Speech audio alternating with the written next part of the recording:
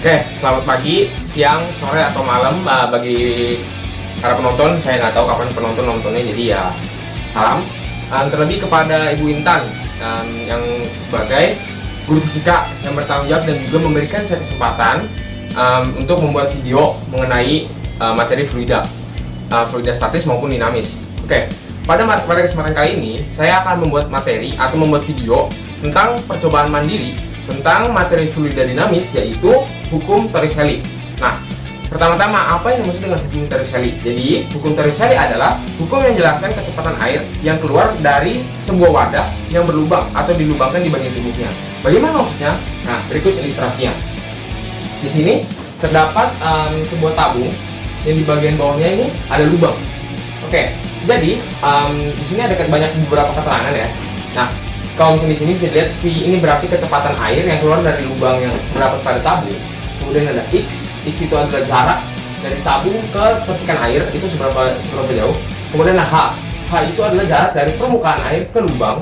Kemudian ada H2 itu adalah jarak dari dasar tabung atau cabang wadah ke lubang. Sedangkan H1 adalah jarak dari dasar ke permukaan air. Oke. Dalam hukum Torricelli ini ada beberapa rumus dan biasanya kita dipelajari 3 rumus. Ada untuk mencari rumus dari V, T, dan X. Oke, kita bahas satu-satu ya. Jadi rumus pertama adalah rumus V atau kecepatan air keluar dari lubang. Nah, rumusnya adalah akar dari 2G, G itu gravitasi seperti pada umumnya, dikalikan dengan H. H ini yang dimaksud adalah jarak dari permukaan air menuju ke lubang. Kemudian rumus selanjutnya adalah rumus T. Nah, satu-satu mana aja yang kita pakai dalam untuk menentukan T atau waktu yang diperlukan air menyentuh tanah atau menyentuh dasar. Oke, rumusnya adalah akar dari 2H2, maksudnya 2 kali H, jarak dari dasar menuju ke lubang dibagi dengan gravitasi. Dan rumus yang terakhir adalah rumus untuk mencari jarak dari wadah ke percikan air. Nah, untuk mencari X ini kita memerlukan kita mengoperasikan H2 dengan H, yaitu akar dari 2H2 dikalikan dengan H. H2 di sini yang tadi dimaksud tadi, jarak dari dasar wadah menuju ke lubang, sedangkan H itu merupakan jarak dari permukaan menuju ke lubang. Oke, setelah kita bahas tadi seputar pengertian dan juga apa yang dimaksud dengan hukum Torricelli, sekarang kita akan masuk ke bagian percobaannya. Oke. Di sini saya udah menggambarkan sebuah botol nih, anggap aja botol ya, ilustrasi botol nih, botol plastik seperti biasa lah pada umumnya. Nah, di sini saya menggambarkan 3 titik yang jarak dari dasar ke titik itu beda-beda. Ada yang 5 cm, ada yang 8 cm, ada yang 12 cm. Di titik ini saya bermaksud adalah dengan 3 buah botol yang berbeda, saya akan membolongkannya di 3 titik yang berbeda itu. Akan saya lebih jelaskan lagi di bagian selanjutnya. Oke, kemudian di sebelah dari titik-titik itu ada titik-titik ini, titik putus-putus, garis putus-putus. Di sini tuh garis putus-putus itu merupakan hipotesis saya atau yang saya kira akan terjadi apabila gelas botol yang penuh ini kita lubangkan di titik-titik yang berbeda. Dengan 5 cm menjadi akan menghasilkan arus yang paling deras dan juga jarak paling jauh. Kemudian 8 cm ada di tengah-tengah dan 12 cm memiliki jarak paling dekat atau paling kecil, dan juga arus air yang lebih kecil. Untuk mencari jaraknya nanti bisa kita buktikan dengan cara rumus atau kita hitung langsung aja nanti di lapangan ya. Jadi ini percobaan saya. Alat dan bahannya ada di next step, di tahap selanjutnya. Go. Oke, selanjutnya adalah bahan-bahan dan alat-alat yang apa aja yang diperlukan untuk percobaan kali ini. Untuk percobaan kali ini tuh sebenarnya alat dan bahannya tuh mudah-mudah aja ya, gampang dicari lah ya, barang-barang umum gitu. Jadi pertama tuh yang jelas kita perlu 3 wadah yang berbeda dan semua pakai penutup, harus ada penutupnya. Takutnya penutupnya itu nambah faktor ke seberapa deras airnya tuh bakal ngalir. Jadi saya menyarankan 3-tiganya ada tutup gitu. Kemudian pakai ini spidol ini gunanya buat nandain titik-titiknya. Ya nggak pakai spidol tuh nggak apa-apa sih. Penggaris ini untuk mengukur jarak dari bawah ke titik. Dan ada pisau. Pisau ini saya gunakan untuk ngelubangin botolnya. Kalian bisa pakai cutter, bisa pakai solder misalnya, atau pakai lem tembak yang panas banget. Saya ada lem tembak nih. Saya punya lem tembak, cuman ada lem tembak nih. Tuh, lem tembak nih. Saya ada lem tembak, cuman lem tembaknya nggak cukup panas buat ngelubangin botol-botolnya. Jadi saya pakai pisau, terus saya lebarin pakai lem tembak aja. Intinya gitulah ya. Kemudian adalah nih tape bening. Tape bening ini kita gunakan untuk menutup lagi lubangnya. Jadi setelah dilubangin itu dilakban dulu, ntar baru diisi air, harus baru dibuka untuk ngetesnya. Tuh. Oke. Selanjutnya ke langkah-langkah. Oke, langkah yang pertama itu adalah botolnya nih kita lubangin dulu. Ya, lubang. Terus kalau saya sih saya kabel aja kayak gitu. Tambahin tembak ke kanan. Oke, terus itu kan baru satu ya.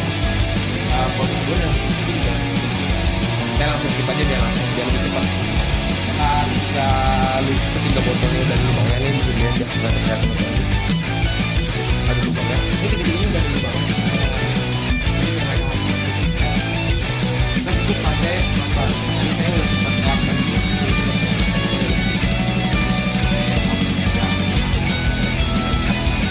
Praktik nih. Lubangnya.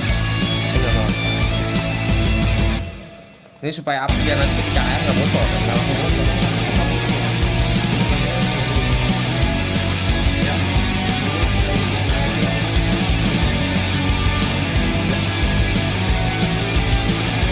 Ini kalau lakbannya bersih ya kan.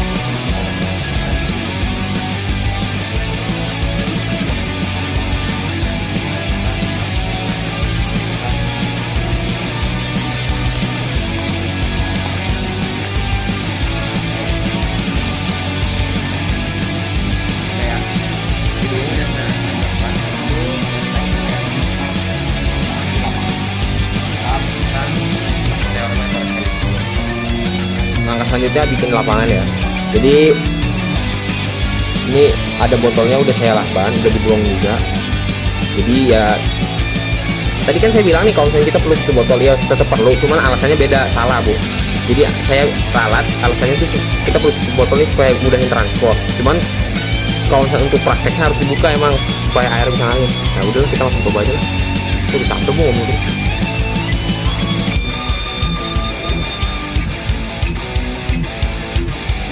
Ketiga bro, kita buka, biarkan airnya mengalir. Ini airnya deras, cuman jangkauannya nggak jauh-jauh banget ya. Ini yang 5 cm yang paling dekat dengan tanah. Ya kita lihat aja.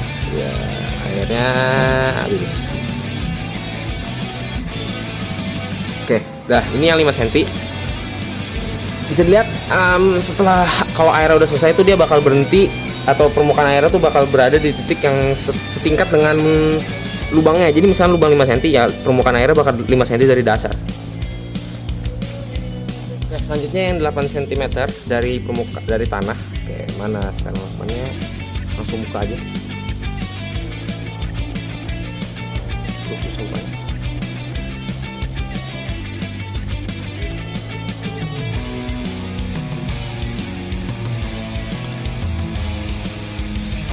Miringin dulu, coba dibuka. Kalau bisa lihat tuh airnya sebenarnya lebih jauh, cuman level derasnya tuh masih lebih deras yang pertama. Karena ya pakai rumusnya aja kan udah penjabaran rumus dan memang seharusnya seperti itu. Cuman saya belum hitung lagi. Jadi kita hitung lagi nanti dulu. Oke, udah ini yang 8 cm. Ya sama ya kayak 5 cm ya tadi ya. Dia berhentinya tuh sesuai dengan level botolnya.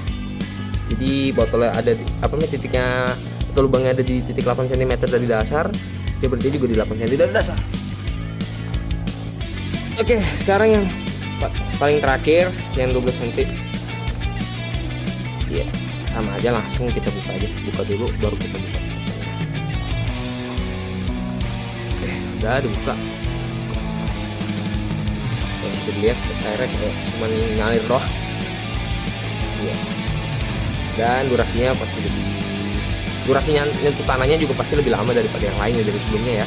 Tentu saja yang 5 paling cepat. Kenapa ya? Soalnya paling dekat dengan tanah, logika dasar aja sebenarnya. Cuman untuk punya itu sendiri nanti kita hitung bersama-sama saja. Oke, udah yang 12 cm ya. Sama kayak yang 5 sama 8, berhentinya di 12 cm udah di dasar. Oke. Karena permukaannya gini, saya nggak ada cara baik untuk nentuin jaraknya seberapa jauh. Dan kira-kira aja kita bisa analisis video bareng aja. Bisa lihat bahwa tadi kesimpulannya bahwa yang 5 cm itu paling deras. Cuman jaraknya tuh paling jauh adalah yang 8 cm, dan yang paling lemah arusnya adalah yang 12, dan paling dekat adalah 23. Oke. Kita lanjut ke hitung-hitung. Oke. Jadi untuk sebelum masuk ke kesimpulan ya, jadi saya bakal jelasin dulu perhitungan atau kalkulasi matematisnya. Untuk mencari V atau kecepatan air dari titik, keluar dari titik, kemudian waktu untuk menyentuh tanah, dan juga jarak yang bakal ditempuh. Ini semua harus diperhitungkan bahwa botol yang digunakan itu lubangnya itu nggak sama semua. Jadi kayak kalau misalnya percobaan itu, jadi kita nggak bisa kayak ya kurang lebih lah anggapannya. Soalnya kalau misalnya situasi nggak kurang terkontrol, jadi takutnya datanya salah gitu. Jadi ya kurang lebih gitu. Oke, yang pertama itu ada V atau kecepatan air keluar dari lubang. Jadi rumusnya adalah 2 dikali gravitasi dikali dengan tinggi dari permukaan ke lubang. Oke, yang botol pertama kan tadi jarak dari permukaan ke lubang itu 15 cm ya. Nah, itu kita ubah jadi 0,15. Jadi 2 dikali 10 dikali 0,15 sama dengan akar 3 meter per second. Kemudian nomor V2 dengan cara yang sama kita memperoleh hasil akar 2,4 meter per second. Dan kecepatan ketiga kita juga pakai cara yang sama lagi, mendapat hasil akar 1,6 meter per second. Itu ketiga kecepatannya masing-masing ya. Kemudian waktu. Oke, untuk waktu itu kita pakai rumus akar dari 2 kali H2. H2 itu ini maksudnya adalah jarak dari dasar ke titik dibagi dengan gravitasi. Oke, kita masukin semua. 2 dikali jarak dari bawah ke titik itu kan 0,5 di botol pertama yang 5 cm dibagi dengan 10. Nah, itu kita dapat hasil 0,1 bagi 10 sama dengan 0,01 akar 0,01 mendapat hasil 0,1 second. T2 dengan cara yang sama. Oke. Ya. T2 dengan cara yang sama kita memperoleh hasil 0,126 second, selisihnya sedikit doang. Dan yang ketiga juga dengan cara yang sama kita memperoleh hasil 0,0155 second. Sorry, salah.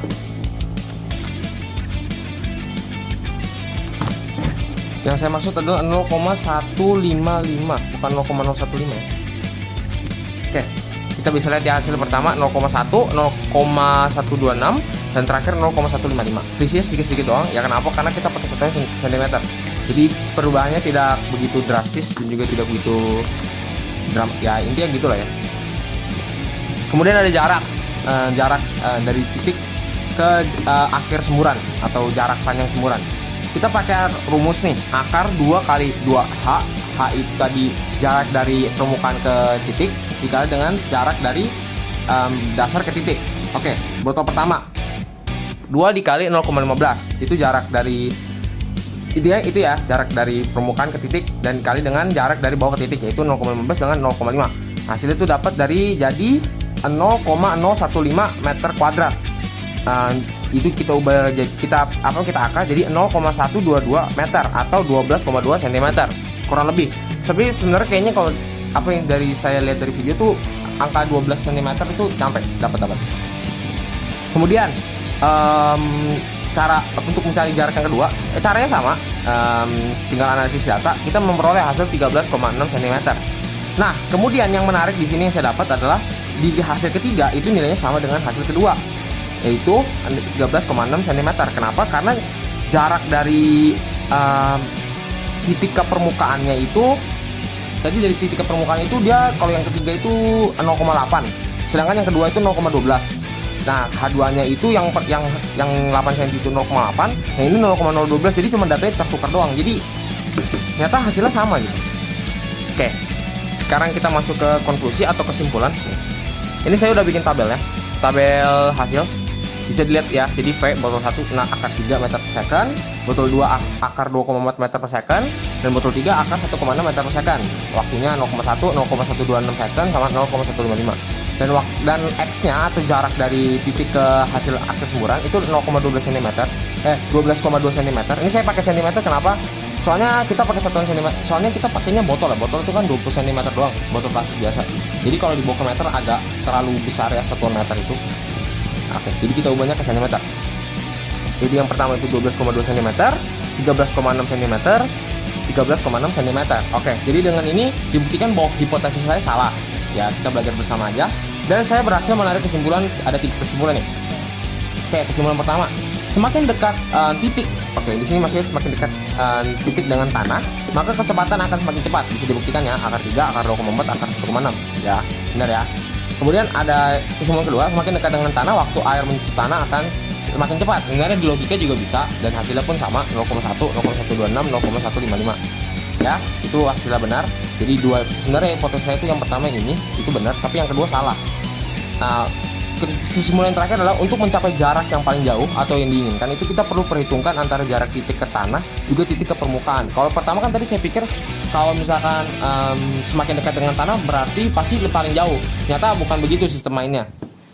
Karena kita di sini pakai rumus juga perlu perhitungan antara jarak dari titik ke permukaan juga jarak dari titik ke bawah.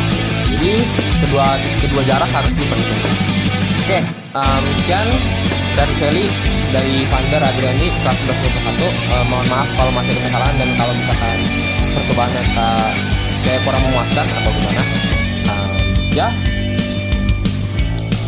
kasih nilai saya bagus bu, susah bikinnya ya, udah ya.